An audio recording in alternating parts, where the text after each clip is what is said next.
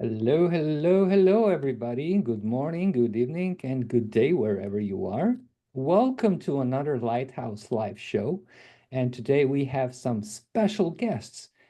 We have Jonathan, we have Itay as our guest. They are the co-founders of Weavy, our beloved web-based AI tool that is getting more and more recognition and more love all across the globe. And as you probably heard, the big news, uh, Weavy just got acquired by Figma. So congratulations, guys. That was very, very fast and quite unexpected. So first of all, like I said, congratulations. It's a really big news, and yeah, the waves are still shattering the AI landscape all over the world. So fantastic. Welcome to the show. Thank you. Of Thank you so course, much. yeah, uh, Jonathan, co-founder and CPO, if I recall correctly, Right. and Itai, just co-founder. No, no, the chief creative. Without further ado, here's maybe you should say a couple of words about you, about your background, before we continue to the really hard questions. All right. Itay, do you want to start? No, please do. Okay, so I'll start. My name is Jonathan. I live in currently in Portugal. I coming from a background of started my career at post production. Doing I was a flame artist for several years. Uh, some 3D background, but generally post production and VFX. This is where I met Itay. It was almost 20 years ago. Then I shifted to tech. I founded a company called Look At. It was a collaboration platform for video and VFX productions. And then from that, I joined Fiverr as a product manager. And then in my last role there, Fiverr, if you don't know, it's a marketplace for digital services. I managed the whole sellers group, product group on Fiverr, and then Weavy. Excellent. Itai, you're next. Yeah, I must say that Jonathan he was the smart one, yeah, always. And so after a few years of both of us being art flame artists, he had the brains to leave this industry and went to a high-tech adventure, and which was amazing because even back then his product, which was like a review and approval, yeah, everything was reviewed and approved via email, and he had the instinct he was in the right time with the right product even back then, which is, I think he did it twice in his life, which is incredible. um, um, so I'm really proud of him. And Thank you. I stayed in the VFX community for 25 years, way longer than him, and I just left like 3 years ago when AI broke out. Um, so I was as a flame artist and I was a creative director. Um, and when AI broke out, my brain, shattered for a second because I think at the beginning I was pretty shocked. I was shocked by the speed, of course, obviously. So I was getting briefs from clients and getting responses. I don't know at what degree of the speed was. I used to have a brief from the client and go to my designers, and we would talk about it for half a day, and then they would go to their computers and they would work on solving the brief, designing the frames that we had in mind for a week. It took like a week. They were gathering, and I was sitting with an early access to DALI, producing results in seconds, and I was, or minutes, I think it was back then. I was mind blown, but I was more mind blown by the fact that it had better ideas than me. So I was writing down the brief and I had something in mind and I got something totally different, but sometimes it would blow my mind. I mean, that's the direction I need to go to. So that's where I fell in love actually with the ideation part of it, more than the production side. Um, oh, I'm sorry, I'm talking for an hour. Briefly, I had a 1 year of model training. I went out from the VFX community, started a model training service. We were the first in the world to offer Dream Booth training as a service. Austria, right? Yeah, Austria, exactly. Yeah. I think we were the first, amongst the first in the world.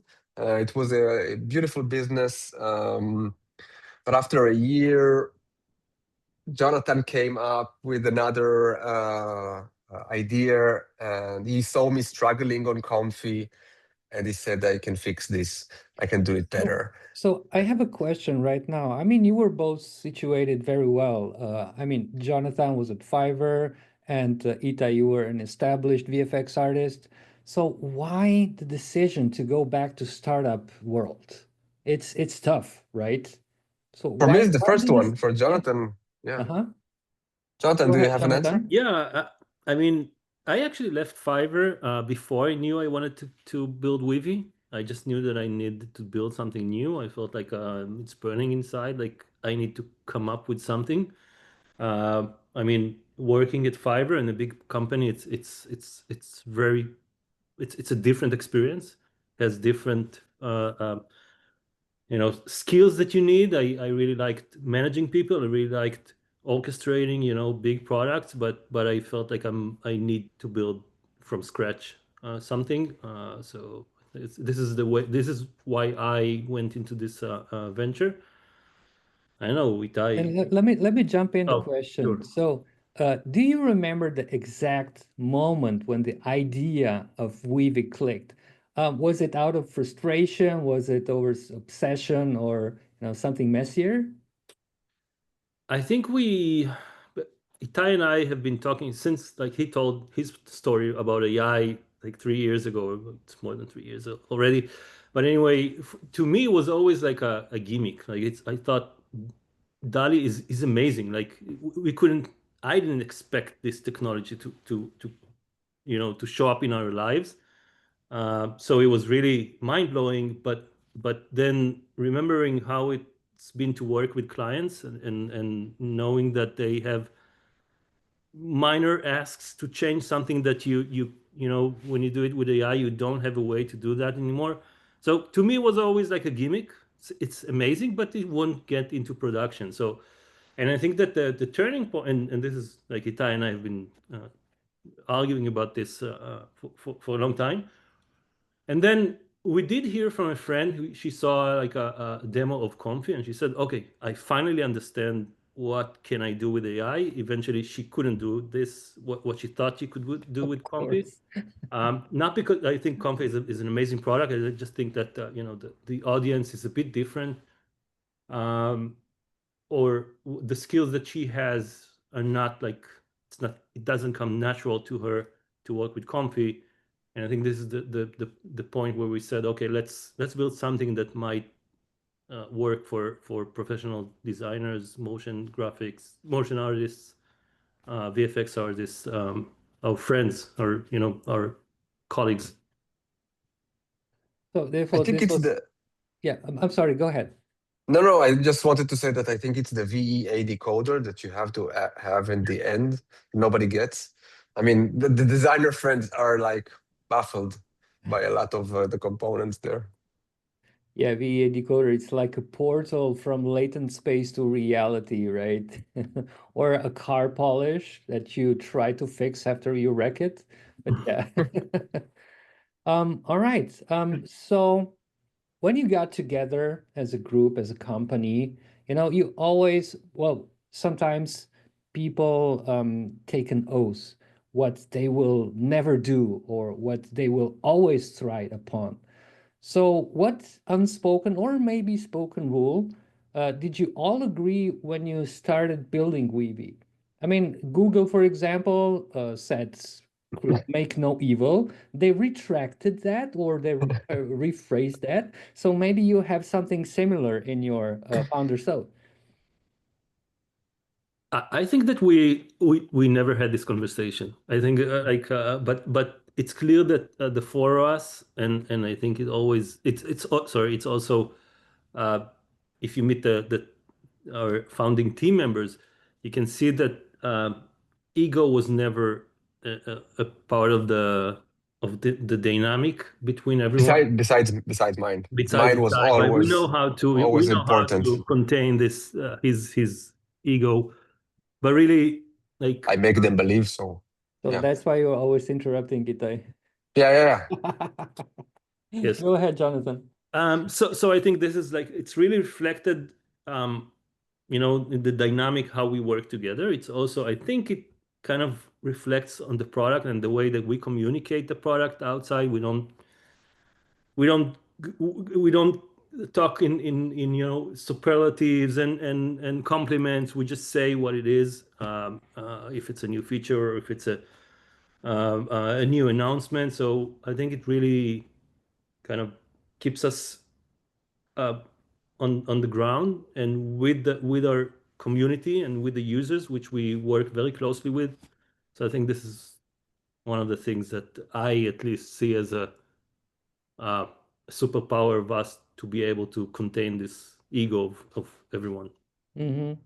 But I have to add something else. I think that it's Jonathan's. Maybe he doesn't recognize it, but I think that I had the tendency of always saying, I was super excited about every new model. I was, oh my God, this is amazing. And Jonathan is always saying, like he's always pointing back to professional work, always pointing back and saying, it's amazing, it's beautiful, but let's focus on professional creatives, what they need.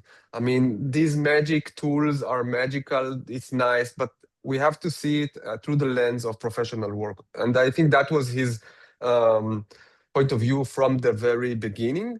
I have a tendency to go far and be very happy for the world, but he focuses us back on that. And I think that may be the ours do no evil. Yeah.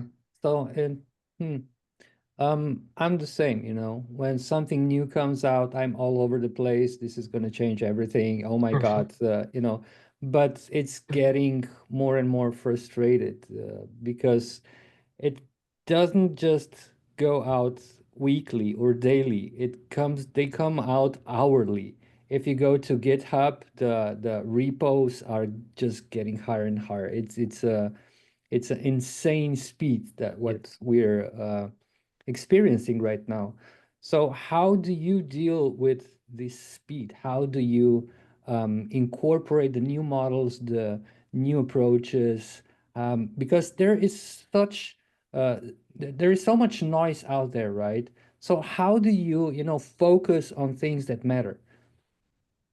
Well, I think that one thing. Okay, let me start from the bottom line is we don't like we're probably behind where we should be in terms of what capabilities we are offering on Weavy. I would say that we mostly listen to the community. So we used to have like a good instinct on what's coming up. We do have like a direct communication with the model providers. So we get a heads up. Listen, this one and this model and this one will come out soon. So be ready for that. So we are ready for that. But usually we kind of hear from the community. We started to hear a new name. Nano Banana was like a hype around Nano Banana. So we kind of being attentive to what's happening in the community and also in the general AI community. But the fact is, and maybe one more thing is that one of the things that we decided, or one of the pillars that or guidelines that when we built Weavy was we know the technology will change all the time. Like we never imagined it's going to be on an hourly basis, but definitely each month there's a new model comes out. We need to be able to accommodate this new technology. So we built it in a way that we don't care about what's the engine. We just know that we can expose it or make it accessible to our community in the same way, like it's the same product.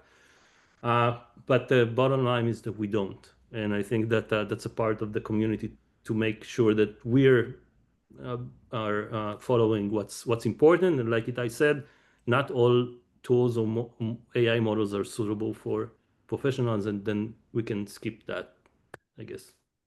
Yeah, correct.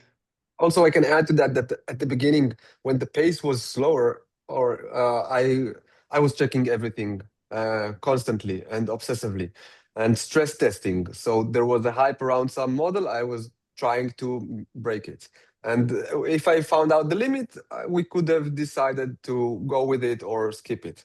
Now I'm not. Of course, I'm not testing everything. It's really wild what's going on. But we do try to, keep up by stress testing everything that and trying to evaluate if it's a long-lasting contribution to this to where things are heading, or is it just a fad? That's just an instinct, I guess. Agree. So you have a somehow similar approach to, let's say, custom models, right?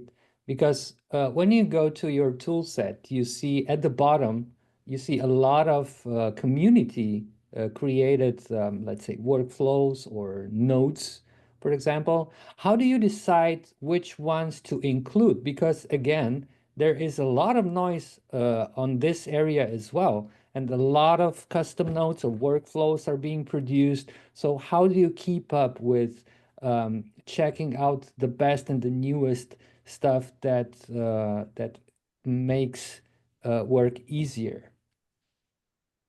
Itay, I think it's your question. Is it? Yeah. I didn't have an answer, so I was waiting for you. No, I think in terms of workflows, we started out by curating and building our own. In the last few months, I think community are building faster than us. I mean, they're building amazing workflows that we either ask permission to incorporate and share, or we try to uh, uh, share whatever the community is sharing it again on social media to get everybody to know it, because community moves faster than us. I I'm ashamed to say I thought I would be the best workflow builder in the world, but I'm not. I mean, there are way better workflow builders out there than me right now. My ego will forgive that. And in terms of tools, I think that it's really we keep doing this debate. I bring everything in, and Jonathan is trying to screen it or stop it, and or asking me to throw out what's not necessary. And I think that's a balance that we keep between No, us. I guess that the answer is basically we have we have Itay as our, it used to be, and now it's other people in the community, but we know what they build, like what they want to build, and we need to make sure that they have the tools that they need in order to build what they're to solve the problem that they're trying to solve. So I guess that this is how this kind of a community models section just grew, and we added more nodes into that, so we'll be able to support the workflows that people are trying to build. I see. Okay. This was the first round of easy question. Now to the a little bit Oh my tougher God. questions. And of course, our guests, if you have any questions, please write your questions in the comment box, and we'll take a look at them, and of course, we will try to answer them. All right, so Figma enters the chat. Um, so do you remember how the first conversation with them felt like? Was it like a pitch? Was it like a date? Was it like a chess match? Well, actually, I think that I wasn't there in the first conversation. I think we met. Yeah, I was in the first conversation, but then it was just an introduction, so I didn't get a chance to be involved in many of the actual exciting conversations.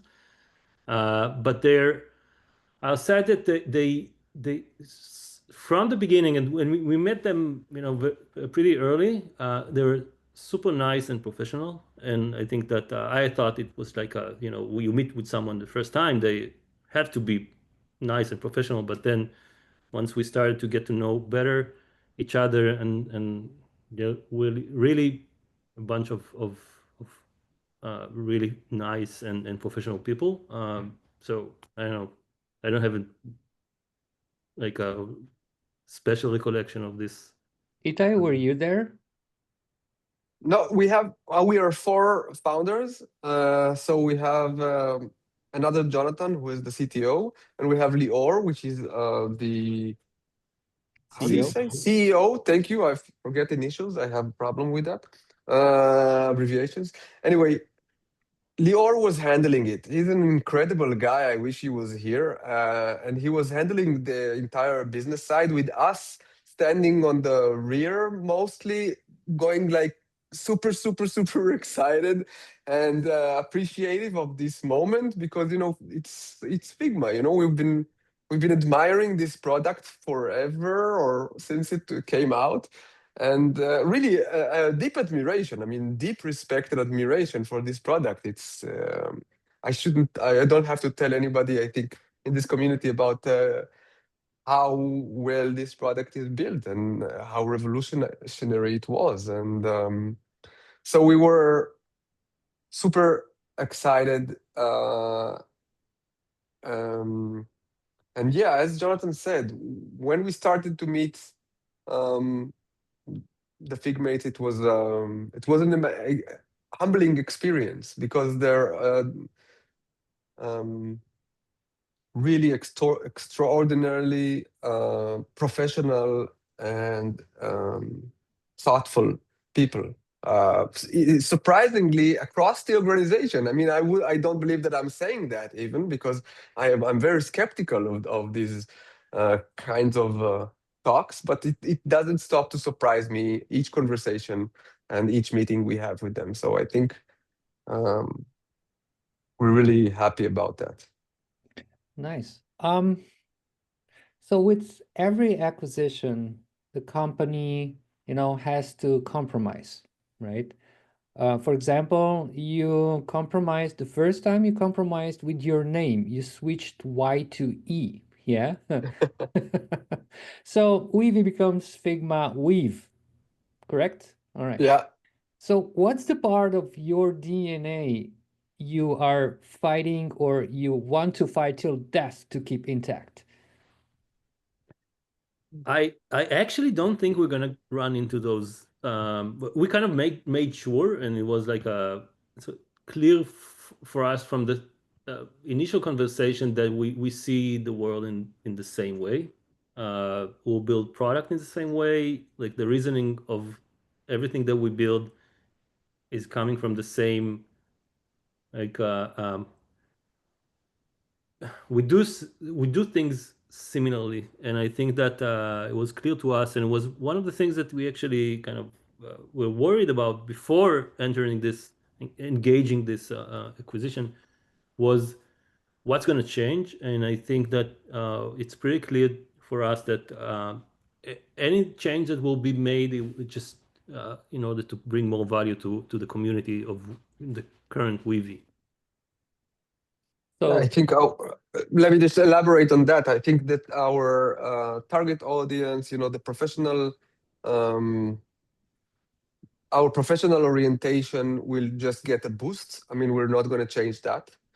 So we will be able to build more tools faster for the professional community, and that's, I think, the main orientation, and that's what we're going to struggle for. I mean, but we don't feel that we have to struggle for it. There's an amazing cooperation. I think my personal struggle will be brand, because the Figma brand is really based, it's really elaborate, and it's really beautiful. But I don't know. I don't know how much will I fight for it, but I do really love our like more niche, like a bit more avant-garde, a bit more edgy style in terms of branding. And I think I'll try to shift it that way. But it's going to be a negotiation and a fruitful one, I hope. Yeah, I would love to see more colors in Weavy branding. Oh, would you? Oh, absolutely, yeah. I would love It to was see less colors. So we'll find the balance, man. it's the thing of taste, I guess. It's a very Uh-huh. subjective thing. Um, yeah, by the way, we are getting a new branding at Lighthouse. It's amazing. Yeah. We're going to show it to you in next couple of weeks. Congrats. All right. So the minute the deal was signed, did something happen to your roadmap? Did you have to deprioritize something or reprioritize anything? Or was it just, like calm road without any bumps, without anything? Just do what you're doing uh, right now. It's a good question. I think that the general notion is we should keep doing whatever we're doing right now. I think that in terms of the product, we have a long way to go. I think we're in a good position, and I think we have a good momentum, and users love what we're doing, but we have a long way to go, and I think that we got this acknowledgement from the Figma's exec and specifically from Dylan that we should keep on doing what we're doing. Not to say that it doesn't mean that we're not gonna, there are a lot of opportunities that we can first learn from Figma, but also utilize technology that they already have. Of course, in collaboration, I know the whole collaboration. Figma basically invented this from scratch in the design space. And we work on the compositor, and Figma already has a lot of things that we can utilize in our product. So I think that we're definitely gonna do integration, but it will always be integration that powers up, gives more powers to the users of Weavy. Um, so it's not gonna be 100% the roadmap that we had, but it will be uh, much more things that we couldn't dream before, doing this with the small team that we are, currently have. Hmm. So I know that you love your community. So we're going to check out the first question from the community. And James Burke is congratulating you on the acquisition. And his question is, it must be huge for all of you personally. And the question is, what kinds of additional tools do you see arriving in this space as node-based canvas plus image and video gen, like Weavy and Flora and Comfy get mainstreamed? Itay? I love that you're waiting for me for the future. Jonathan does not deal with future questions. All right, let's paraphrase this question. Nodes are not novelty, right? They've been a backbone of VFX for and 3D and compositing for literally decades, right? Um, so you chose to bring this complexity into a browser-based AI workspace. Um, were you ever afraid that the most users wouldn't bounce on it, that it would be too complicated, that because you need to incorporate the nodes mentality, right? Which sometimes can be a bit overwhelming. Were you Yeah, ever afraid of this?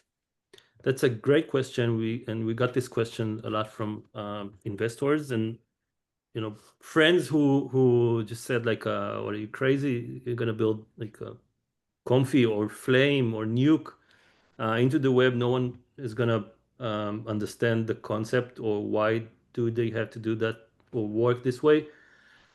But we, like Itai said from the beginning, we're aiming for the professionals, our friends, our Flame artists, colleagues, Nuke artists, and to us, coming from this approach, it with AI, and I think Comfy kind of cracked this for AI. This node-based approach makes total sense because of the way, like the way you work with AI is kind of an iterative way that you generate, and then you branch out, and then you do more, but you want to keep everything still controllable or non-destructive. So you have to work in this way, and I think that it took us a while to understand that, like, or maybe uh, to be able to say this in words. But if you look at like what AI can do, and the way that you can scale up your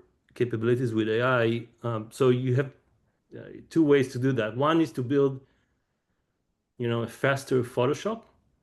Like you build tools that allows you to generate stuff, to delete stuff, to edit parts of the image, and then apply effects and all those kind of things. But this is like you're probably going to be 10 times more fast, let's say. But if you build a system and you build like a workflow that then can be repeatably, you can run it repeatably, and just make sure that the AI has you give the boundaries or the constraints to the AI, and you can run this 1,000 times and get, I don't know, 900 times out of 1,000, you're gonna get the right result, and you scaled up by 1,000, not by 10. So I think people get this, and I think, to my surprise, most people don't like it. Makes Once they connect the prompt to an image model, they understand. Okay, so now I can use the same prompt for another image model. So yeah, so I got, they really fast, they get the benefits of working this way. And we got like people say, I'm not going to touch this because it's too complicated, or I'm afraid of graphs, I've heard of these noodles or wires or whatever they call it. But I would say that 95% of the times they would just understand it immediately. Like once they connect two image models to one prompt, they say, okay, I got it. Yeah, And exactly. also, It's I very can add that. intuitive. I'm sorry, Itay. Go ahead. No, it's okay. I'm just gonna add that maybe we were also a bit naive. I mean, we come from a community of workflow builders, and we thought it's okay. It's gonna suit everybody. That was my perspective. And it basically did, because more and more excuse me, more and more people are going nodal.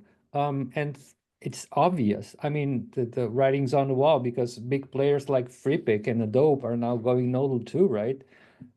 What are your thoughts of that shift?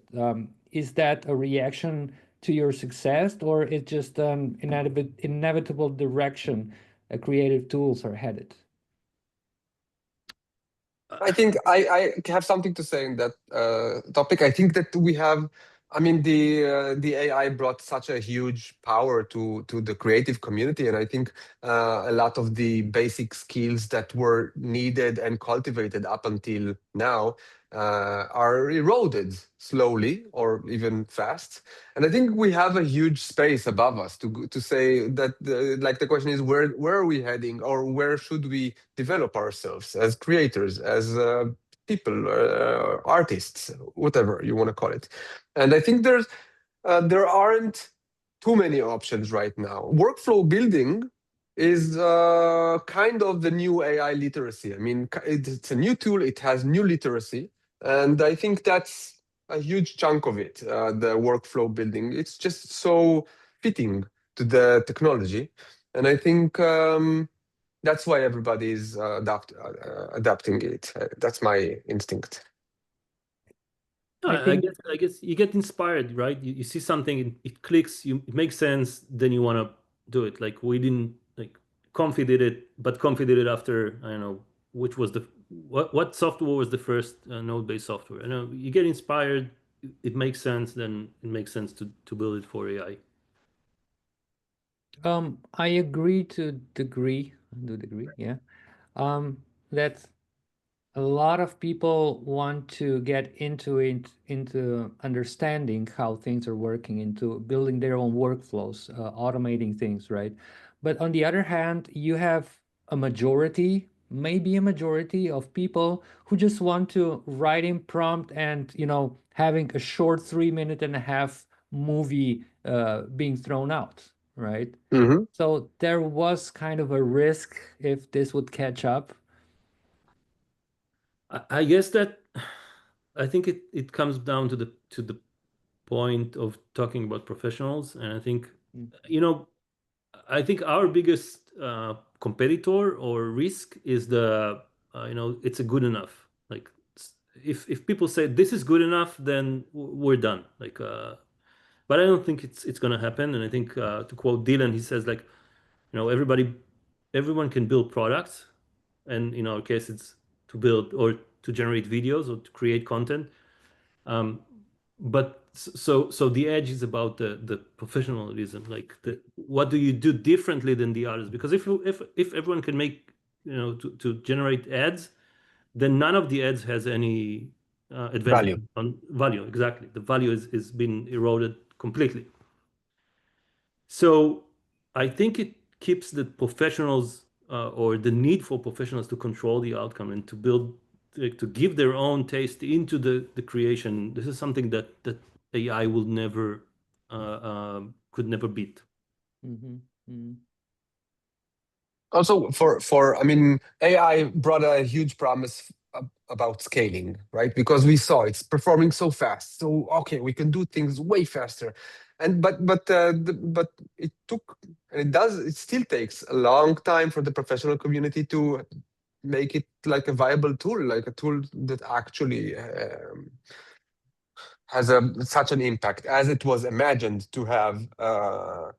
And I think the way to do that is to harness the power is through workflows. I think that's the most obvious way to harness the AI power for professionals. Yeah, that's it. One more easy question, and then we're going back to hard questions. That was hard. Okay. Wait, you didn't see the next questions. Okay. All right. So were you surprised by the community reaction? Because it was quite overwhelming, if you ask me. When you appeared on the landscape, everybody was just jumping around. And did you see that? This is like they're going to destroy Comfy, And I was like, no, they're not competing with Comfy. This is something different. It looks like Comfy, but it's not like Comfy. So were you surprised by the positive overwhelmment of community? No, Jonathan, were you I surprised? always I have this syndrome that when I see something or get compliments or see on LinkedIn, workflows that have been built, and I say, okay, it's just my echo chamber. It's not really like a big. I don't know. It's my way of seeing the world. So I can't really answer that, Itay. You've been engaging like directly with many of our customers and users, so probably. Yes, I was. I mean, I don't tend to see numbers, so I mean, I've kind of, it's a blur for me. So they tell me it's going super well. I'm like, yeah, okay, but I think, yeah, I was kind of surprised, I have to say. I mean, I was surprised by the amount, by the positivity of the reviews that I got. So I was going on calls with the clients, potential clients, and at the beginning I was really fearful for their reaction, but very fast, I, the reaction was so astounding.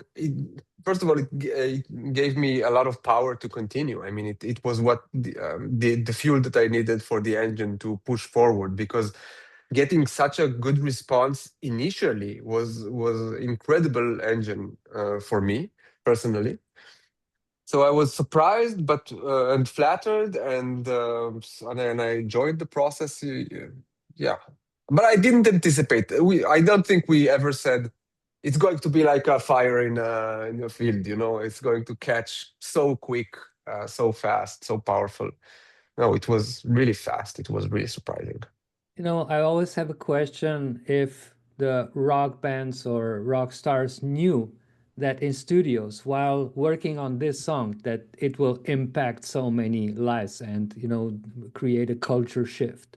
They don't. They nobody knows that. They maybe have a feeling, but feeling can be deceiving. So We yeah. were. I can give you a bit of banal answer, but we were really enjoying ourselves and really loving what we're doing. So it's a bit banal, but but I think it had some meaning in the process. It's like food, yeah. If you Yeah, prepare it with love and care, it will taste very well, no matter what you cook. So we it's loved it. We were excited by it,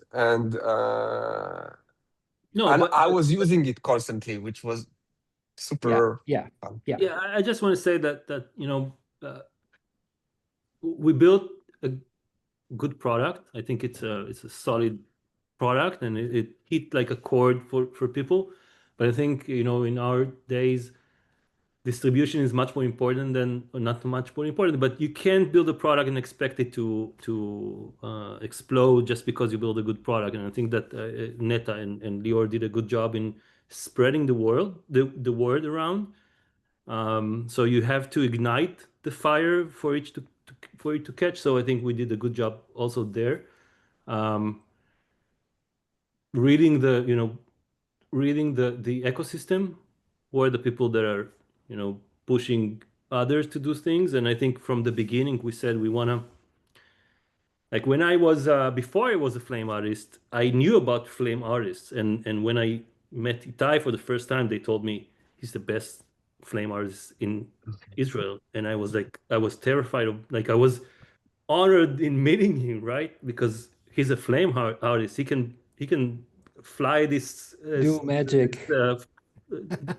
aircraft, and so we wanted to give this feeling for people who knows how to operate Weavy, and to be on the more tough side. And then once they build, they have the they're proud of, I built something very cool on Weavy.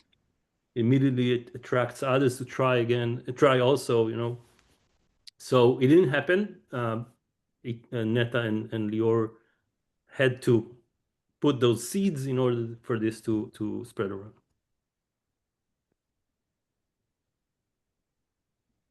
All right, Itay, I thought you had a comment, but okay, we can go on.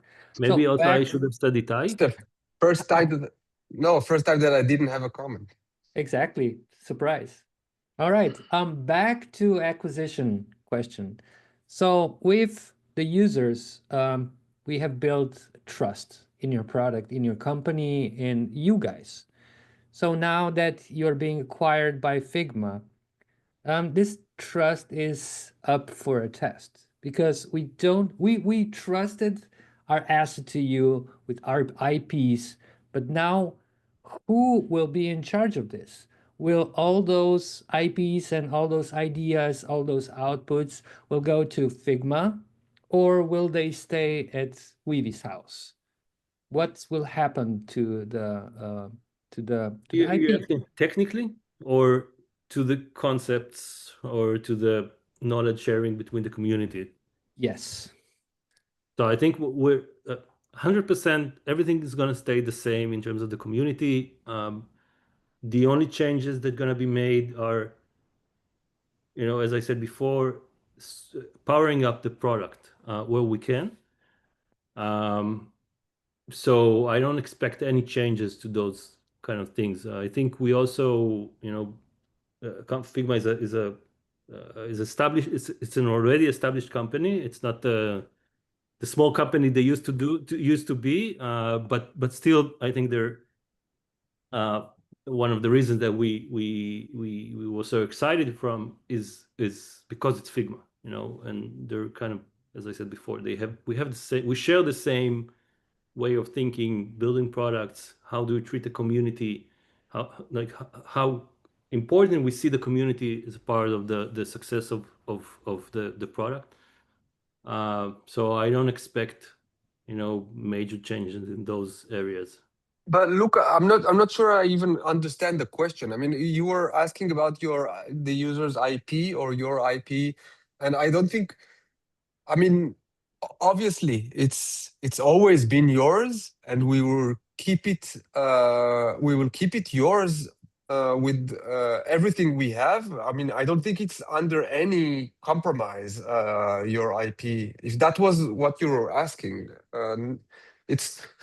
I mean, I think it's maybe it's too obvious for us, and maybe we should communicate it, but more because your privacy and your work and your IP are totally yours for you only, and we don't have any permission to touch, use, or share it without your explicit permission. So if that was what you were asking, I hope I have a super clear answer to that. Yeah, thank you so much for clearing that out, Itay. The Yeah. thing is that a lot of times when when the companies get acquired by huge companies, right? It's always an agenda behind this. So we've seen that Mm. acquisition changes the rules. So when some companies get acquired, they also change the status, and it already happened that with acquisition, those terms changed and the big company got all the data, all the IPs, and tried to build more on those information and build more models. And yeah, so of course, we are concerned, but as you say, nothing will change. Of course, we trust you, but like I said, a lot of things can happen with acquisition that the users don't know, and it's hidden somewhere in the terms and conditions. And we, of course, could click OK without reading those, and we are letting our data out. And again, let me emphasize this. We trust you and we will keep on trusting you. But it's a legit question. Yeah. Yeah. I understand it now. I mean, I wasn't sure that I even got it, but now I think it's clear. I think Figma is a bit unusual. I mean, it's not a huge company. It's not. It feels really um, familiar and really close. And it's not like I don't think that it's being handled like this huge corporation. No, I don't know. I don't want to say something that I'll regret, but I think that we will be able to keep the integrity of our work and the commitment we have towards our users on the best terms possible. I think Figma are totally aligned on that. I don't think they. All right, thank you for clarification again. Sure. So another question is, how will Figma Weave be integrated into the Figma workspace? Will there be a Weavy standalone platform, and will there be another Weave integrated to Figma workflow, or you will just try to join everything together? How will that look like? So that's a great question. We don't have good answers yet. I think that we do know the guidelines. The guidelines are we want to keep providing the most value that we can for our users. We have users that use only Weavy. We have users that use Figma and Weavy, and I think that the touch points where we gonna integrate are those where we can provide the most value for those who either don't know Figma and now will get familiar, or those who use Figma and Weavy. And of course, for those, Figma has tons of customers.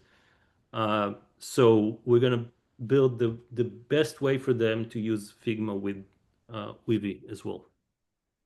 So, but we don't have like a clear, exact way of how it's gonna be. We're working on this these days. When we have something to share, we'll probably share it with the community.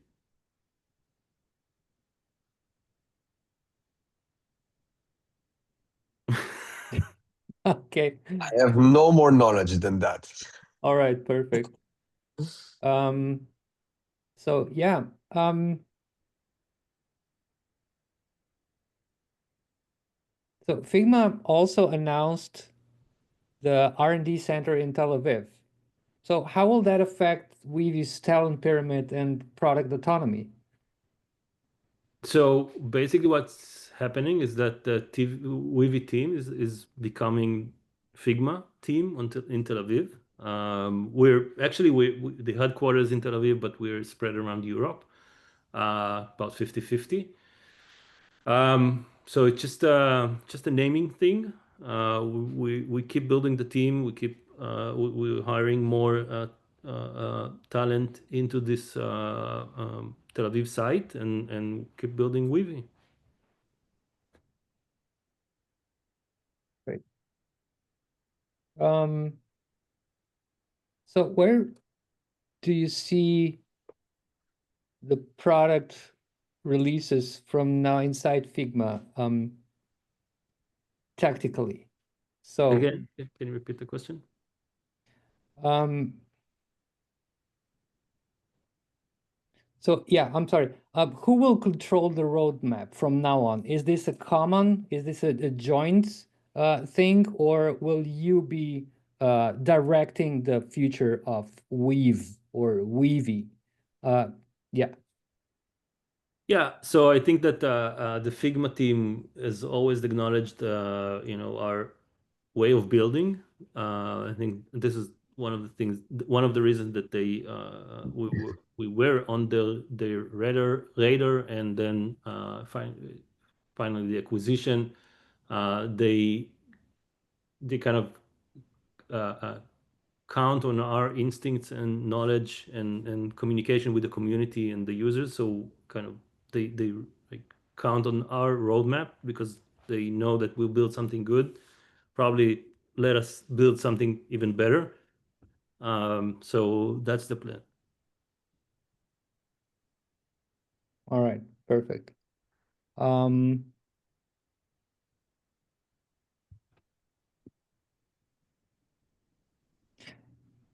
so I had a question, but it's just ran out. I'll bring it back. We have a question from Anya. Oh, no. She's commenting. I initially thought Figma Weavy would be more of a collaboration, but now I realize it's actually a full merger. Yes, it's a full merger.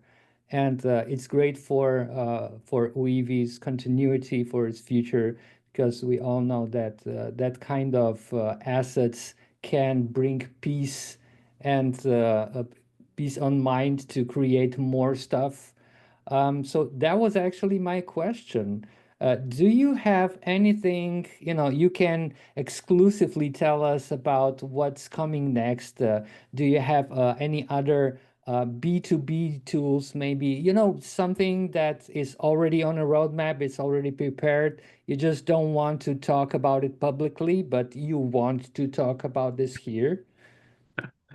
Itay, I don't know if Neta allows me to talk about it publicly. Neta, what do you think?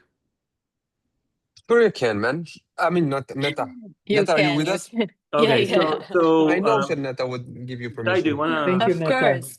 Okay, so there are upcoming releases that I'm personally very excited from. We talked about scale before, and we talked about like how do you actually utilize AI to bring out your superpowers. So we are launching. I don't know if we didn't announce this publicly, but we had the text iterator, which allows you to run multiple prompts one time. Now we're doing this for all the media files. So imagine you could do this for images and videos and 3D models and audio files, meaning that you can, let's say, for the simple task of upscaling a bunch of images. So you just run it into one time, click the button, you get this whole thing in one click. So this is one big thing that we're about to launch. And then we also launched recently silently, and it's going to be like fully rolled out. Basically, we have like a video compositing in the compositor, which is also a big thing. You could basically composite different layers of videos, but also with images, and of course. So this is big. Videos, text, 3D. Yes. Wow. So, I and have then questions. yes. So yeah. So I'm gonna answer, I think, one of the questions. One of the imminent thing on the roadmap, which we're currently working on, is also timeline. So you can do like a simple edits within the compositor. But I think those are the major things, and we have, like, we're working, you know, a lot of our focus is on the node-based experience itself. So groups is up and coming, and then all kinds of interactions or gestures that you do in order to easily connect nodes, discover new nodes, you know, all those kind of things that will help you build a better workflow. Awesome. I'm so happy, so stoked about this. Can't wait to try it. Yeah, you guys are rocking this thing. You you know exactly what people need. So it's obvious that you're listening to community, and I mean and yourself, that you're building tools that you want to use by yourself. So thank you so much. It's slowly starting to we're gonna close this Q and this Lighthouse Live. Um, and of course, for people on this live, if you want to elevate your AI stuff, your AI work, check out the Lighthouse Academy website. We have a couple of cohorts. The seats are now opened. We have AI for creative leaders, covering the whole spectrum of Gen AI. Then we have Advanced Confi. Then we have a new one. It's called Basic Confi, and we have another one that I cannot talk about it yet, but you know, the announcement is coming very, very soon. So please stay tuned. Next week we have another special guest coming up. He is Mari Shimura, probably you've heard of him, and we will be talking about the Chroma Awards, which is a festival, not a festival, but award show for AI videos. And we'll be talking about this. So, Jonathan, thank you so much. Itay, always a pleasure. This was an awesome debate. So I hope we will repeat that very soon. Thank you so much. Thank you so much for having me. Thank you very much, Luca. Thank you. Bye-bye. Bye. Bye, guys.